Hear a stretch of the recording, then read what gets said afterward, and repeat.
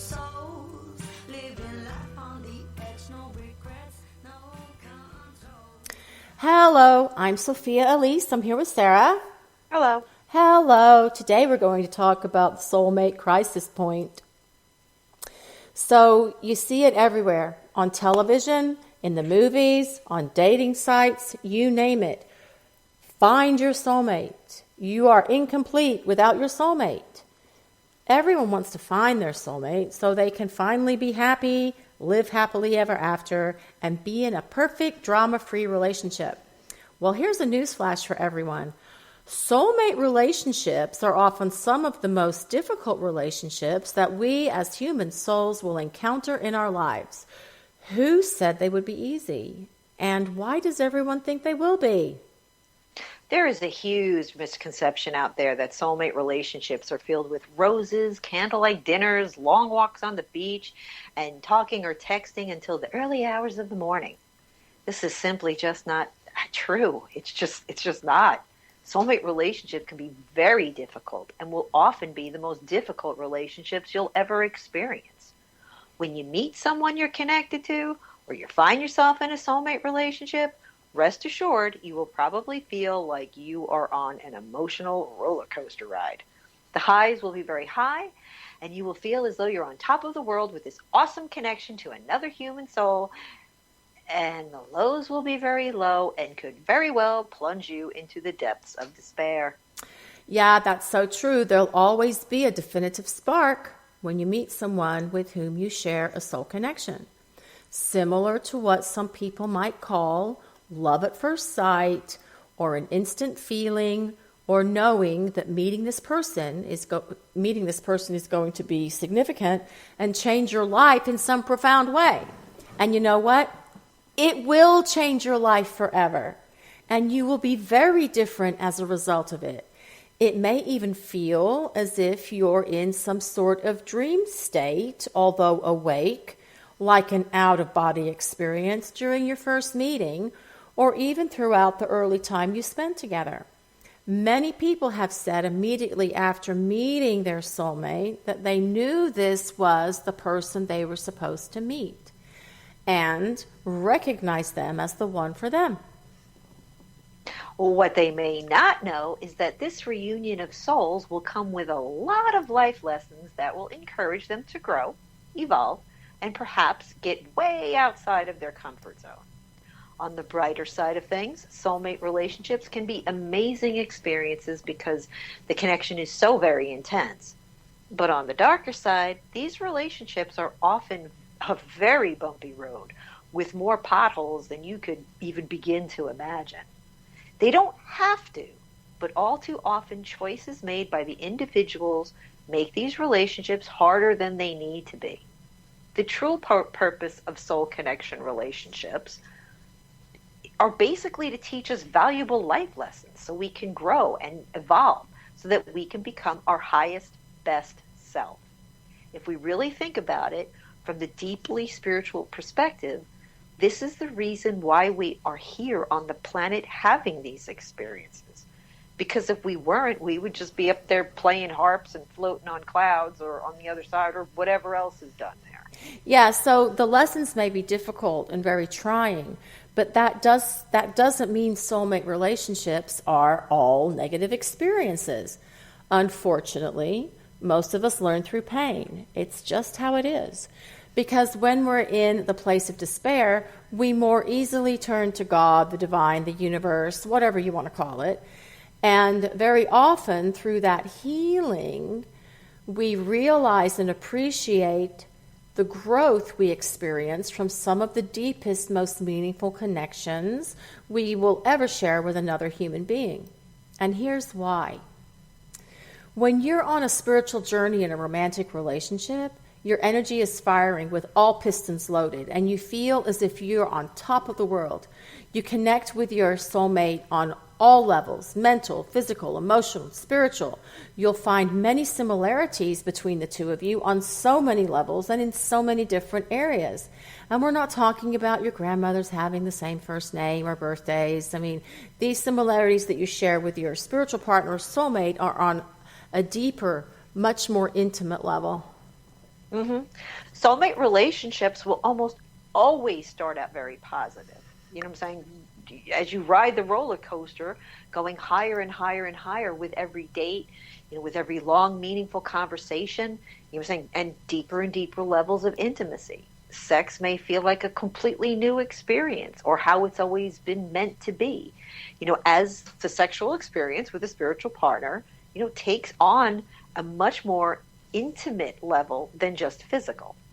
But then all of a sudden, and right out of nowhere, the rug gets pulled out from under you and the relationship can take a fast downward turn. It escalates and escalates.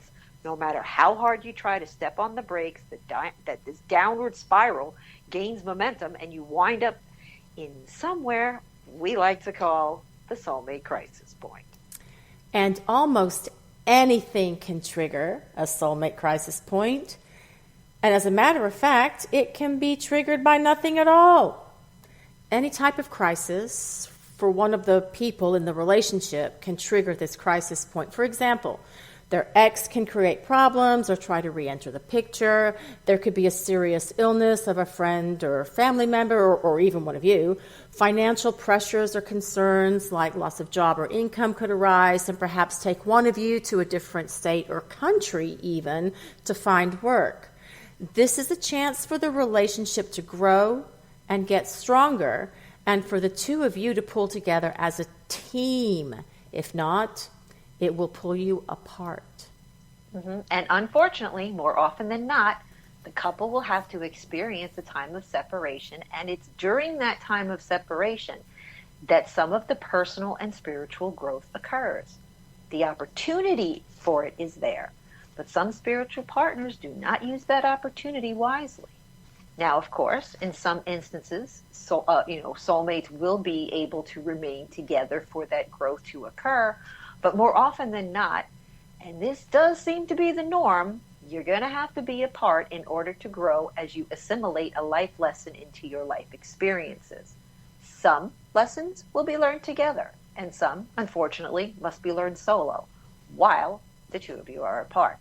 Yeah, so, for example, let's say that Brenda and Michael met in San Francisco through a charity event they're both very passionate about. And when they saw each other, there was instant chemistry, and they could even say it was electrifying. Then for the next 6 months, they were inseparable, spending a lot of time together and so on. In the real world, Michael worked for a software company and was on the fast track to senior management. Well, one day, the company did a huge reorganization and some of the employees were let go. But Michael was offered a senior management position, which is what he had been working toward and striving for. Now, the problem was that the job was in New York City. Now he has to decide what he's going to do. Well, Brenda began to panic that Michael was going to leave San Francisco, and although she tried to be supportive of his dreams and aspirations, her own insecurities and fear of abandonment were starting to surface, even though she tried to keep them under control. And they talked about different scenarios that would still allow them to see each other, of course, being in a long-distance relationship. This is their soulmate crisis point. That's exactly what it looks like. Mm-hmm. So let's say Michael left for New York City to begin his new position, and when he arrived, he poured himself 100% into it. Even though he and Brenda tried to talk every night, by phone or text, and tried to even text, throughout the day, it seemed like he was becoming distant with Brenda. Brenda's insecurities were really coming to the surface now, and she starts becoming clingy and needy with Michael, so much so that he said he needed to take a break. The soulmate crisis point in this relationship was to highlight Brenda's insecurity and fear of abandonment issues so she could effectively deal with them outside of this relationship. Her soul contract defined that she needed to work on these issues so that she could grow and evolve to a better place in terms of being in a relationship.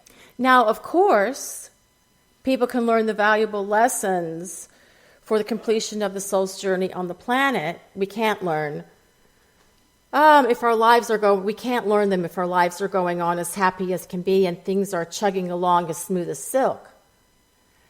Unfortunately, many choose to only learn from pain, like, when we're kids and our mothers told us not to touch the stove because it would burn us, but of course we do it anyway.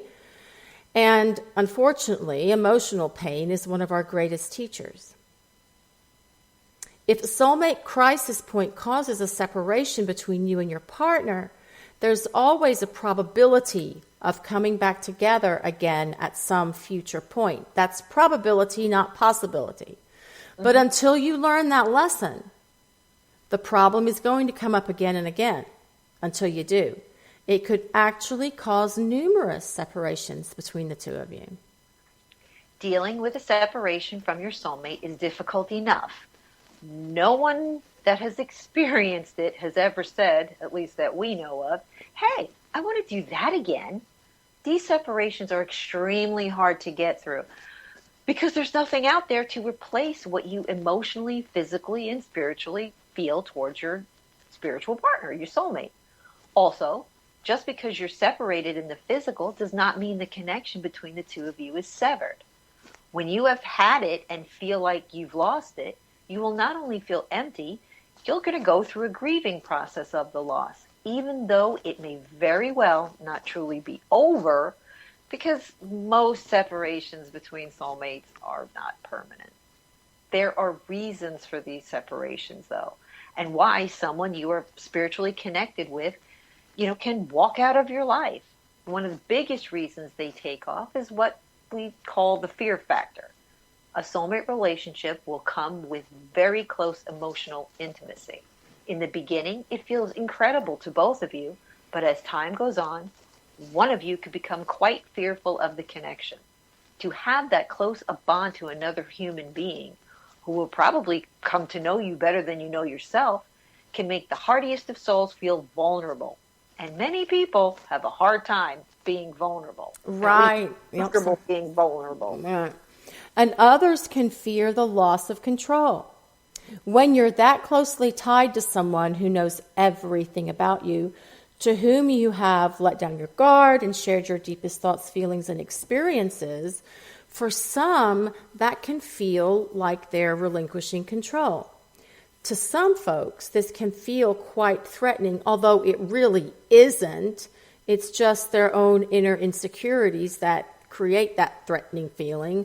Just because it's not fearful to you doesn't mean it isn't to them. And this is the beauty of our lives. We're all different and we all experience things differently. Many times the soulmates separate because they're resistant to letting go of their old lives to travel a more spiritual path. They may need to let go of dysfunctional relationships, become more responsible, become more mature, and let go of bad behaviors and habits that can't travel a spiritual path with them. These people may want desperately to move forward with their soulmate, but they also want to hang on to what is impeding their growth and their relationship with their partner. There are many more reasons why a soulmate can leave your life. They may not even know exactly why they're leaving. They could be in denial of the connection or simply not as spiritually centered or as far on the spiritual path as their partner. When soulmates meet up, rarely are they at the exact same stage in their spiritual journey. It sucks, big time, having to wait for them to play catch up, but you can't go backwards and drag them up to your level. They've got to get there themselves. Right, and let's be honest, the separation and waiting process is awful. So what's the best thing for you to do during this time? Well, so after the tears, chocolates, tubs of ice cream, and glasses, if not bottles of wine, it's time to pull yourself together. Quite frankly, you just got to put on your big girl or big boy pants, take back your power, and take control of yourself and your life. Use this time wisely. You don't get extra points or help from the universe by being miserable in a blob. You will get extra points and help from the universe by taking the time to learn your lessons and grow and evolve right now. We're not saying that this will be easy, But millions of people throughout the centuries have had this same experience and managed to get through it. This is a good time to be gentle with yourself and to honor your soul through some healing time. It won't happen overnight, so please don't expect it to.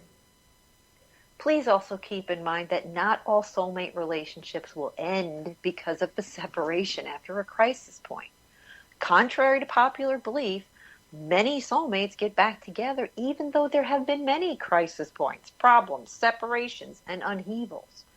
So before you throw yourself into a complete and total panic thinking your soulmate is gone for good, remember that you could be putting yourself through all of this pain and anxiety for no good reason.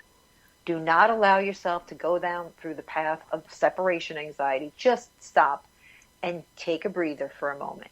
This is your challenge, to not lose control of yourself, your life, your job, or your dignity while going through this. This is a test of faith. You want your soulmate to stay on a spiritual path. Well, if you don't have any faith, how can you say you're on your spiritual path? Exactly. And believe it or not, this is part of the soul contract the two of you made with each other, where you're being shown by the universe that you must grow and evolve. Sure, it's painful to be apart from one another, especially to one you have such a strong connection to. But that is just it, isn't it? The connection. Isn't your connection by nature so strong that it can withstand this period of separation while your partner goes off and does what they need to do? You know, this is defined for this is even perhaps defined for them to do in the soul blueprint for their life, and they may have to do this alone. In their highest form, soulmate relationships are about unconditional love. When we truly love someone unconditionally, we allow that person, by nature of our love for them, to do what they need to do to grow, evolve, transform, or be happy. It's the very nature of a true soulmate relationship. So while the separation anxiety can make you feel threatened that your soulmate is not with you, not as connected to you or not as communicative with you like they were in the past, don't let the crisis points, make you slip and go down your own downward spiral. The unconditional love you feel for that soul should be strong enough to help you see and know that this is yet just another one of those challenges, just another one of those crisis points that comes along with soulmate relationships. So you can find Sarah and I on soulmatereading.com. There's links to all of our social media there, including our YouTube channel and to our app. You can also arrange for private confidential psychic readings with us there. And do you have anything else, Sarah? If anyone out there has any ideas that they would like us to cover for future podcasts or YouTube videos, send us an email at sarahandsophia@hotmail.com. Oh, awesome. Right. All right. Night, guys. Bye.